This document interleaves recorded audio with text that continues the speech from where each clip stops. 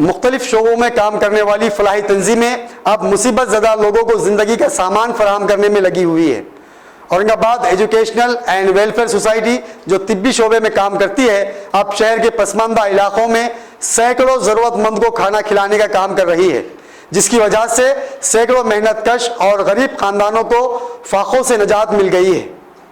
Corona की वजह से आए दिन हालात मुश्किल तर होते जा रहे हैं। ऐसे हालात में मुख्तलिफ शोबों में इमदादी काम करने वाली तंजीमें भी अब मुसीबत ज़दा लोगों की मदद का काम कर रही हैं। Aurangabad educational and welfare society भी ऐसी ही एक तंजीम है जो तिब्बी शोबे में सरगर्म है, लेकिन आज इन संगीन हालात में ये तंजीम अब शहर के पसमानदा इलाकों में सैकड़ों अफराद को रोज़ाना खाना खिलाने का नज़्म कर रही है। सोसाइटी ने शाह बाज़ार में कम्युनिटी किचन कायम किया है। सोसाइटी के सदर शेख इमरान ने बताया कि 25 मार्च से रोज़ पसमानदा इलाकों में हर घर तक खाना पहुंचाया जा रहा है। फ़कीरवाड़ी, हिना नगर और इनसे मुत्तसिल दीगर इलाकों में ये काम जारी है। उन्होंने कहा कि जब तक कर्फ्यू कायम रहेगा तब तक सोसाइटी की जानिब से मदद का ये काम भी जारी रहेगा।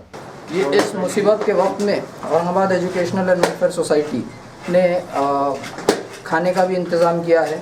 हम लोग जो इलाके हैं जहाँ पे लेबर लोग रोज़मर्रा का काम करते हैं, कमाते हैं, उनके पास आज खाने को पैसा नहीं है ख़रीदने के लिए भी, और तकलीफ़ों का वक्त है ये बहुत। ऐसे लोगों के लिए हम लोग रोज़ पिछले महीने की 25 तारीख से हमारे पास खाने का इंतज़ाम किया जा रहा है। रोज़ 1 कुंटल खाना बन रहा है और ये उन इलाकों में ले जाके डोर टू डोर तकसीम किया जा रहा है जहाँ पे ये लोग परेशान हैं, बेहाल।